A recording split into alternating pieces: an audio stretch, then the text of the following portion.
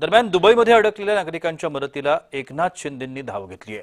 महाराष्ट्रातील नागरिकांकरता शिंदेंकडून विशेष विमानाची व्यवस्था करण्यात आली आहे। फुजैरा एअरपोर्टवरून स्टार एअरची 2 विमानं महाराष्ट्रात येणार आहेत। संध्याकाळपर्यंत 164 प्रवासी हे मुंबईत परततील असं देखील सांगण्यात आलंय। पुण्यातील 84 विद्यार्थी देखील यामध्ये असणार आहेत। तसंच ठाणे, मुरबाड, अहिल्यानगर या भागातले देखील इतर नागरिकांचा देखील समावेश आहे। एकनाथ शिंदेंनी महत्त्वपूर्ण पाऊल उचलल्याचं सांगितलं जात आहे। पुण्यातील 84 विद्यार्थी देखील याच विमानांमधून घरी परततील। दुबईमध्ये हे सगळेजण अडकलेले आहेत आणि या दुबईत अडकलेल्या सर्व नागरिकांच्या मदतीकरता राज्याचे उपमुख्यमंत्री एकनाथ शिंदे यांनी एक वेगळी व्यवस्था केली।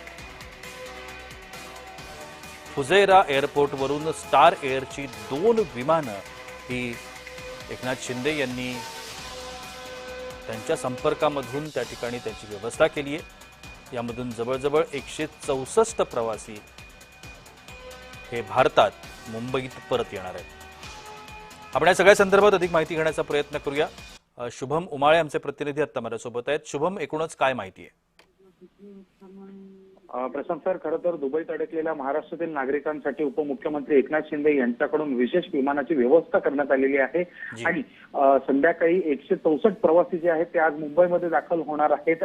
फ्लाईटचे डिटेल्स देखील समोर आलेले आहेत। VTGSO हे 3:30 वाजता टेक ऑफ घेण्यात येणार आहे, तर VTGSH हे 4:30 वाजता टेक ऑफ घेण्यात येणार आहे आणि या दोन्ही विमानातून 164 प्रवासी आज संध्याकाळी साधारणतः 7-7:30 वाजेपर्यंत मुंबई एअरपोर्टवर दाखल होणार आहेत आणि यामध्ये पुण्यातील इंदिरा स्कूल ऑफ बिझनेस चे 80 पेक्षा जास्त विद्यार्थी आहेत। तसेच नागरिक देखील आहेत ठाण्याचे, अहिल्यानगरचे आणि इतर भागातले नागरिक जे आहेत, इतर जिल्ह्यातले, तालुक्यातले ते देखील आहेत।